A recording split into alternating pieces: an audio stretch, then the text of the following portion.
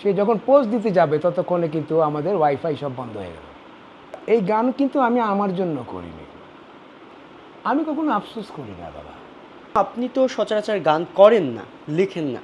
কিছু বিষয়কে কেন্দ্র করে, কিছু সময়কে কেন্দ্র করে আপনার লেখা গান, যেগুলো দেশ জুড়ে আবার আলোচনার সৃষ্টি করে। কিন্তু নিয়মিত গান না করার কারণটা কি?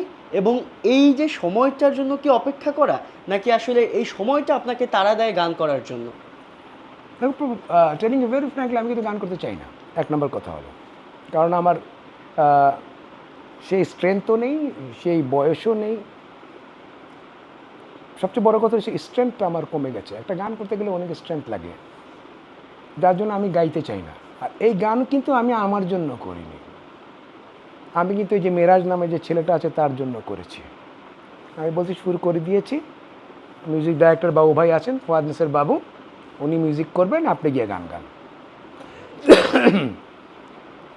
উনি গান গাইতে গিয়ে বললেন আরে ভাই আমি পারবো না, আপনাকে গাইতে হবে।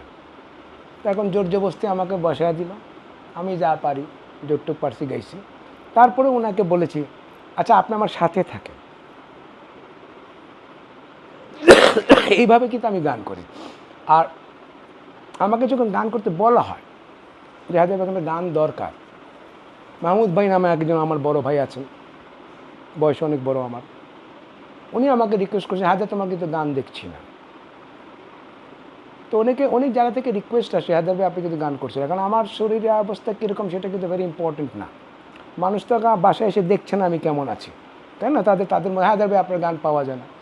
আমি প্রথম গান যেটা পোস্ট করেছিলাম, পোস্ট করতে পারিনি, এটা হলো 18 তারিখে লেখা। Redmi 13 স্টাইল বানাই দুনিয়া কাঁপায়। তো আমার মেয়ে বলছিল আব্বু তুমি গান লিখো, তখন 18 তারিখে, তখন তো আন্দোলন তুঙ্গে চলছে, লিখলাম গান। আব্বু তুমি গাও, হারমোনিয়াম দিয়ে গাও, আমি আমার ফোনে রেকর্ড করব। তো বেচারি ফোনে রেকর্ড করছে, এখন আমি পুরো গান গাইতেও পারি না কারণ আমার শরীর ভালো না। তো আব্বু তুমি গাইছো আদা আদা করে, ঠিক আছে আমি এডিট করে ঠিক করে নেব। সে এডিট করে ঠিক করলো। সে যখন পোস্ট দিতে যাবে ততক্ষণে কিন্তু আমাদের ওয়াইফাই সব বন্ধ হয়ে গেল, সে কিন্তু গানটা পোস্ট করতে পারলো না। তো that was a different song, ওটা ওই সময়কার গান। একদিকে ভালো হয়েছে, আল্লাহ যা করেন মঙ্গলের জন্য করেন, আমার দুঃখ নেই। তো গান কিন্তু আমরা করতেই থাকি, হয় আমার মেয়ে রিকোয়েস্ট করবে, নাহলে অন্য কেউ রিকোয়েস্ট করবে, আমার বউ বলবে কই আপনার গান কই। সরি, একটু ইন্টারাপ্ট করি এখানে।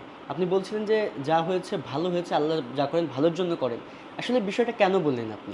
দেখো আমরা বিশ্বাস করি, আমার চেয়ে তো অনেক বেশি বোঝেন আমার আল্লাহ সুবহানাহু ওয়া তাআলা, এই বিশ্বাস আমার আছে। উনি বলেছেন মানুষের জন্য যা মঙ্গল আমি তাই করি।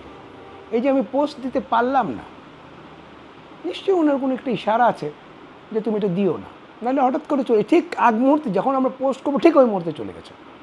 তো এই জন্য আমরা বলি যে আল্লাহ যা করেন মঙ্গলের জন্য করেন, কেন করেন তা আমি জানি না, আল্লাহ কেন কোন কাজ করেন I don't have any clue, because I am not the qualified enough to understand. কিন্তু এতটুকু বিশ্বাস রাখি, এই যে আমি অসুস্থ, আমি বলি আলহামদুলিল্লাহ। আমি কি কিন্তু বলি, এখানে আমরা দেখেছি বেশ কিছু গান যেগুলো এই আন্দোলনে ইফেক্ট পড়েছে। তো আপনার লেখা গানগুলো আমরা দেখেছি বিভিন্ন সময় বিভিন্ন বিষয়কে ইফেক্ট করেছে। তাহলে এই সময়টাতেও তো সেই জিনিসটা করতে পারতো, এবং করতে পারতো। সেটা নিয়ে আপনার আফসোস আছে কিনা? আমি কখনো আফসোস করি না বাবা। দেখো যেটা হওয়ার সেটা হবে, আফসোসের বিষয় না। এটা যদি আমার তাকদিরে থাকতো তাহলে তো এটা হয়ে যেত, তাই না? আমরা তো সব রেডি, আমরা তো সব রেডি এই গান গাওয়া। আমার কাছে রেকর্ডিংও আছে এই গানের, আমার এখানে নিয়েছি আমি, যে ওই গানটা অন্য ধরনের গান, হয়তো বা আল্লাহ চাননি ওই মুহূর্তে হইতে, হয় নাই, এতে আফসোস করার কিছু নেই।